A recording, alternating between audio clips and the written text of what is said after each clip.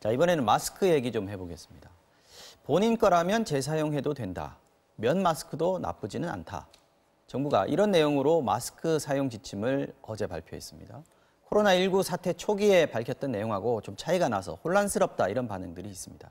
먼저 영상을 보시겠습니다.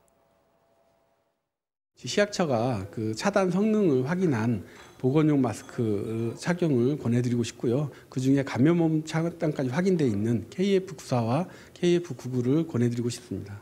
다시 재사용하면 안에 있는 필터 이런 게 문제가 될 수 있고 또 빨아서 쓰지 말라라고 되어 있습니다. 손이 본인의 눈, 코, 입의 점막을 통해서 바이러스를 고스란히 전파시킬 수도 있기 때문에 우리 같은 일반 시민들의 경우에는 그거보다는 거리두기. 한국적 상황에서 재사용을 전면적으로 부정적인 관점에서 접근하기보다는 그 여러 가지 조건 하에서 잘 관리해서 쓰면 안전하게 쓸 수 있다는 그런 안내를 드리기 위해서. 이게 지금 마스크 수급이 워낙 안 되다 보니까 정부가 이렇게 조금 입장을 바꾸는 것도 이해가 안 되는 건 아니지만 이게 지금 의학적으로 권고라는 표현으로 나왔단 말이에요. 이게 좀 문제일 것 같고 국민들로서는 이게 혼란스럽지 않겠습니까? 죄송스러운 말씀인데 저도 혼란스럽거든요. 그러니까 어떻게 해야 되는지 잘 모르겠다. 사실 저도 딸을 키우고 집에 가족들이 다 있는데 그럼 도대체 뭐 어떡하란 말이냐. 뭐 바깥에 나가서 살려고 하는데 마스크는 없고 그럼 마스크를 도대체 그렇게 말을 하잖아요. 덜 오염된 지역에서 일시 사용. 그럼 덜 오염된 지역은 어디일 것이고 일시 사용은 어디일 것이냐. 사실 법학자의 입장에서는 그런 추상적인 단어가 굉장히 모호하게 와닿으면 사실 순간적으로 약간 멘붕 상태에 빠지는 그런 어떤 입장이 되는데 오늘 교수님께서도 나오셨으니까 이 부분에 대해서는 저부터 좀 불안하고 좀 이렇게 어색한 부분이 있으니까요. 어떻게 돼야 되는지 좀 잘 한번 정리해 주시면 좋겠습니다. 교수님께서 좀 정리를 해 주셔야 될 것 같습니다. 예, 가장 좋은 방법은 마스크가 충분히 많다. 그럼 계속 일회용을 쓰는 게 중요하겠죠. 예, 그리고 꼭 그래야만 되는 사람들이 있습니다. 의료진입니다. 의료진은 계속해서 확진자를 만나기 때문에 의료진에게 마스크를 계속 재사용해라 이렇게 해서는 안 되겠죠. 그렇지만 일단 필요 순서에 따라서 생산하는 마스크를 분배한다고 하면 일반인은 계속 그렇게 사용할 수가 없는 지금 상황이 된 겁니다. 그렇죠. 그럼 일반인들한테 마스크는 주지 못하고 재사용하면 안 된다라고 하면 더 큰 문제가 발생할 수가 있습니다. 그래서 장기적으로 봤을 때 본인이 아껴 쓸 수 있을 만큼 재사용을 하고 또 더 중요한 건 제 생각에는 빨리 계속해서 재사용할 수 있는 정말 마스크를 개발을 해야 됩니다. 새로운 제품을 만드는 게 좋다. 예, 그러니까 면 마스크든지 어떤 제품이든지 빨아서 쓸 수 있게. 그렇죠. 지금 치료제나 백신 개발보다 재사용할 수 있는 마스크 개발하는 게 더 급할 것 같습니다. 이건 사실 상품적인 아이디어나 의학적인 어떤 근거만 있다면 빠른 시간 내에 백신보다 훨씬 빨리 할 수 있는 거긴 할 것 같은데요. 그렇습니다. 그리고 이게 사태가 금방 끝나지 않습니다. 전 세계 팬데믹으로 가면 우리나라만 부족한 게 아니라 전 세계가 부족해집니다. 그리고 우리나라가 하루에 1,300만 개를 생산하는데 그걸 한 번 쓰고 다 태우는 거잖아요. 그렇죠. 환경적인 부분도 고려를 해야 됩니다. 그래서 이 부분은 좀 장기적으로 보고 빨리 그에 맞는 대책이 나와야 됩니다. 한 사람당, 그러니까 우리 국민이 지금 뭐 작게 잡아서 4천만 아니겠습니까? 네, 하루에 1,300만 개 생산하면 그냥 산수로 해봐도 일주일에 한 개 내지 2개 정도밖에 못 쓰는 상황이기 때문에 어쨌든 조치가 필요할 것 같고 뭐 그 경중의 차이를 둬야 될 것 같긴 한데 문제는 아까 제가 말씀드렸습니다만 보건당국에서 이걸 권고한다라는 식으로 표현을 한 게 좀 잘못이 아닌가 싶은 생각이 드는데요. 아마도 고민이 많았을 것 같습니다. 사실은 저희도 이 이제 권고안이 나가기 전에 전문가하고도 많은 논의가 있었습니다. 그런데 마스크를 쓰는 상황을 일률적으로 딱 잘라서 말하기가 힘듭니다. 굉장히 사람이 많은 곳에서 하루 종일 쓰는 사람도 있고 그냥 사람도 없는 거리에서 잠깐 쓰는 사람도 있기 때문에 일회라고 하는 것이 어떤 상황에 대한 일회냐. 한번 벗으면 다시 못 쓰는 거냐. 네, 그러니까 그 부분이 굉장히 어렵기 때문에 본인이 판단해서 오염이 덜 됐다고 한다면 굳이 버릴 필요가 있겠느냐. 이런 의미로 봐주시면 되겠습니다. 제가 구체적으로 OX로 하나만 여쭤보겠습니다. 자기 차 안에서 혼자 마스크 쓰는 거 필요 없는 거죠? 그럴 필요 없습니다. 그리고 강변 산책할 때 마스크 쓰고 모자 쓰고 상착하시는 분들 많잖아요. 마스크 안 써도 되는 거죠. 야외니까. 예, 그렇습니다. 그리고 자기 집안에서도 안 써도 됩니까? 만약에 내가 확진자가 아니라고 하면. 그렇죠. 예. 가족 중에 전파될 가능성이 없는 거죠, 이거는. 예. 네. 근데 걱정하시는 분들이 워낙 많고 또 불안하다 보니까 어디서든 지금 마스크 써야 되는 거 아니냐 이런 걱정하시는 분들이 많아서 제가 한번 여쭤봤습니다. 자, 마스크가 충분해서 말씀하신 대로 싸게 또 어디서나 살 수 있으면 이런 논란까지 안 나왔을 텐데 승현님 오늘 당정청에서 추가로 또 마스크 대책이 나왔습니다. 오늘 많은 분들이 이제 말씀을 주셨는데요. 뭐 큰 요지는 한 4가지 정도로 이제 요약 정리할 수 있습니다. 물론 저희들이 지금까지 논의하고 있던 첫 번째 공급을 어떻게 늘릴 것이냐에 대한 문제이고 당정청에서는 전부 다 이제 외국으로 수출하는 물자를 전량 최소화로 줄이겠다 이렇게 말씀을 주셨습니다.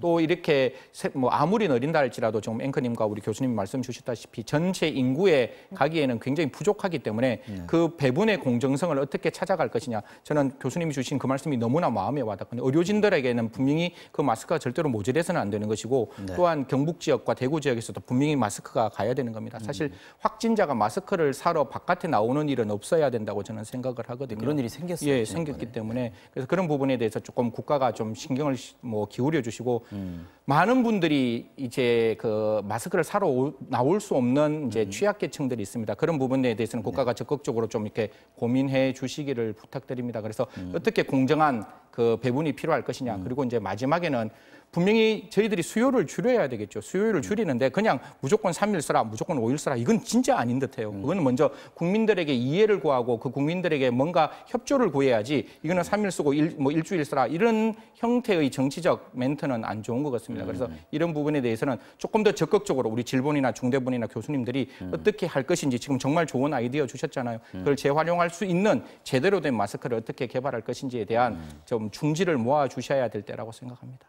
지금 당정청에서는 마스크 수출도 거의 이제 제로에 가깝게 만들고 또 주말에도 이제 좀 생산을 좀 해달라 지금 이렇게 얘기를 하고 있고요. 또 하나 나온 게 저희 어저께도 얘기했던 부분입니다. DUR 의약품 안전사용 서비스 이 부분에 대해서도 좀 관리하는 방안, 이 방법들도 제시가 됐다고 하는데 지금 DUR 같은 게 곧 이용하는 게 곧 시행이 될 수 있을 것 같아요. 근데 원래 있던 시스템에다가 이게 이제 약의 오남용을 막기 위해서 만들어 놓은 거 아니겠습니까? 그렇습니다. 거기에다가 약 대신에 이제 마스크를 하나 더 끼워 넣으면 그게 활용될 수 있을 것 같은데요. 어떤 장점이 있겠습니까? 이게 이제 DUR이라는 게 한 환자가 같은 약을 중복해서 처방받지 못하도록 하기 위해서 만들어 놓은 겁니다. 네. 그래서 이게 이제 마스크가 의약 외품이지만 이거를 이제 의약품처럼 등록을 해놓으면 예를 들어서 한 사람당 일주일에 2개는 살 수 있도록 국가가 보장을 한다. 그러면 제 주민등록증을 보여주고 어느 약국에서라도 일주일에 2개는 살 수 있는 거죠. 네. 예, 그렇게만 보장이 된다면 지금 국민들이 불안해서 자꾸 집에 몇 개는 있어야 된다라고 해서 볼 때마다 산다거나 이럴 필요가 없게 되니까 이제 어느 정도 조정이 될 수 있지 않을까 생각합니다. 알겠습니다. 마스크 얘기는 이 정도로 하겠습니다. 자, 지금 우리 방역 당국 대단하다 할 만큼 노력을 해주고 있고요. 힘내라, 고맙다 이런 응원도 쏟아지고 있는데 이런 일이 있어서 한번 짚어보고 가겠습니다. 코로나19로 자가 격리된 사람들은 출국도 하면 안 되죠. 그래서 법무부가 출국 금지를 우편으로 통보를 해야 하는데요. 이 통보서를 전달하는 집배원들이 내가 누구에게 뭘 전달하는 건지 모르고 우편 배달을 해가지고 감염 위험에 노출됐다. 이런 소식이 들어왔습니다. 자, 승현님 먼저 벌써 한 8,000명 정도 자가격리 대상자들은 배달이 끝났다는 거 아닙니까? 그렇죠. 이게 문제예요. 사실 이제 뭐 자가격리자가 전체로 출국 금지가 되었는 분이 14,500여 명이 된다라고 합니다. 혹시 뭐 집에서 등기 받으시면 어떻게 오죠? 당연히 띵동 예, 그렇죠. 하고 문을 열고 본인이 제가 직접 받아야 예, 돼요. 사인을 하고 그러면 아이 컨택하고 말하고 그리고 굉장히 가까운 곳에서 사인하고 그렇고 이렇게 가야 되는데 여기에 가장 큰 문제는 이분들이 자가격리자라는 걸 택배를 하시는 분들이 몰랐다는 거예요. 그렇죠. 사실 등기 내용을 알 수가 없으니 그냥 등기 내용을 주고 사인 받는 데까지 그게 노티가 되고 그게 대해서 뭔가 이렇게 그 준비되어 있는 예방할 수 있는 기회가 없는 상태로 저렇게 갔기 때문에 큰 문제가 있는 거 아니냐라고 해서 지금 이제 그 택배를 하신 분들에 대한 건강과 안전이 지금 도마 위에 오르고 있습니다. 알았다면 뭐 미리 마스크를 한 번 더 점검을 한다든지 그렇죠. 장갑을 좀 손에 낀다든지 네네. 하는 부분들을 할 수 있을 것이고 요즘 택배처럼 이렇게 집 앞에 놓고 간다든지 하는 부분들도 있을 텐데 이 아까 말씀하셨던 그런 방식으로 부주의하게 또는 무심코 이렇게 우편물을 전달하고 뭐 이렇게 잘 받았다 사인을 하는 경우에 어느 정도 위험할까요? 그거 좀 걱정됩니다. 지금. 예, 경우마다 다르겠습니다만 혹시라도 확진자가 사인을 하러 나왔을 때 본인이 마스크를 쓰고 있었다면 좀 나을 것 같습니다. 그렇죠. 예, 그런데 본인도 마스크 집안에 있을 땐 또 잘 안 쓰니까. 그렇죠. 본인도 마스크를 안 쓰고 택배를 하러 오신 분도 마스크를 안 쓴 상태에서 서로 인사하고 바로 가까이서 사인하고 했다면 분명히 이제 밀접 접촉이 생긴 거기 때문에 그 부분이 좀 걱정되는 부분입니다. 그리고 이분 같은 경우 이런 분들이 지금 자가격리 대상자란 말이죠. 그러면은 확진자라고 할 수는 없지만 어쨌든 검사를 해야 되는 대상인 거고 그러면 일반인들보다는 훨씬 더 감염의 위험이 가능성이 높은 사람들 아니겠습니까? 그렇습니다. 이런 부분 때문에 좀 걱정이 됩니다. 자, 늦었지만 이게 조치가 좀 빨리 돼야 될 것 같은데 이거 앞으로는 좀 바뀌어야 될 것 같아요. 네, 뭐 민노총에서도 이 부분에 대해서 적극적으로 이제 대응책을 마련하라라고 이야기했고 정부 당국에서는 이제 가등기 형태의 전달을 하겠다. 이 가등기 형태의 전달은 어떤 것인가 하면 방금 말씀 주셨다시피 집에 있는 우체통에 이제 그 등기물을 넣고 그 등기물이 왔다는 걸 전화로 이제 확인하고 그 등기물을 받았다고 하면 등기가 배달된 것으로 의지하는 사인 받은 걸 대신하는 걸로. 그렇게 하는 형태로 가는 건데 사실 등기라는 게 어떻게 보면 가장 확실하게 그 사람에게 전달되는 방식으로 만들어졌는 거지만 지금 이제 특단의 어떤 위험한 상황이기 때문에 집배원의 안전도 보장하고 그다음에 이분들이 출국 금지 대상이 되었다는 것도 확인되는 여러 가지의 양수겹장 둘 다의 어떤 원칙을 지켜나가기 위해서 지금 국가당국에서는 가등기 형태의 어떤 전달을 지금 하겠다 이렇게 밝히고 있습니다. 자, 이번에는 외국 상황 한번 알아보겠습니다. 자, 미국 트럼프 대통령도 또 얘기를 했던데 미국 상황이 조금씩 안 좋아지는 것 같다 이런 얘기들이 들어오고 있습니다. 뭐 트럼프 대통령이 늘상 쓰는 그 워딩 중에 계속 반복적인 말을 쓰잖아요. 한국도 심상치 않다. 이탈리아도 심상치 않다. 뭐 그럼 도대체 어떻게 하겠느냐? 뭐 심상치 않다고 이제 말을 하다 보니까 그 말을 듣는 그 미국에 있는 아마 기자들도 그 말이 무슨 뜻이냐 이렇게 이제 보는 듯한데요. 결국은 지금 이제 현재 가장 뭐 문제되고 있는 나라라고 얘기를 하면 저는 일본도 문제가 되어야 된다고 생각하는데 그 나라는 지금 빠져가 있는데요. 지금 이제 우리가 보는 중에서 가장 대표적인 나라가 이탈리아. 오늘 지금 이제 방금 중대본에서 이야기했을 때 약 한 2,036명 정도가 지금 이제 감염이 되었고 그다음에 확 늘었습니다. 예, 이란이 한 1,500명 정도가 감염이 되었고 이제 대한민국이 이제 그 세 번째 뭐 숫자로는 대한민국이 조금 더 많은데요.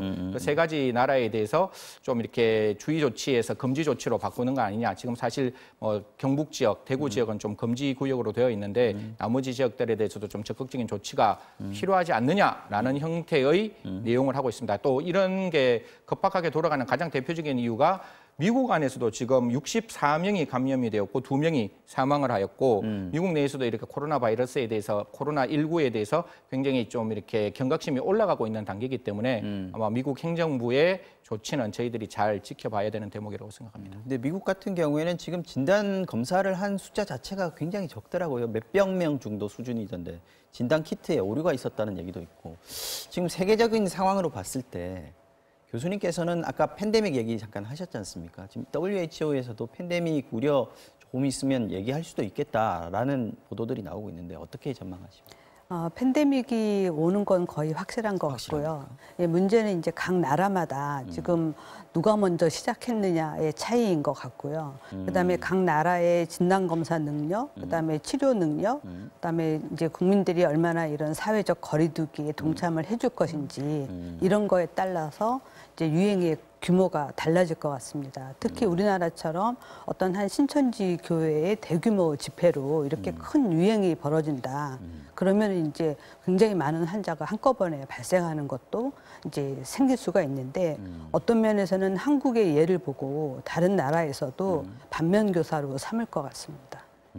알겠습니다. 언제가 될지 모르지만 올 가능성은 상당히 높다 이렇게 전망을 하시는 거예요. 그렇습니다. 알겠습니다.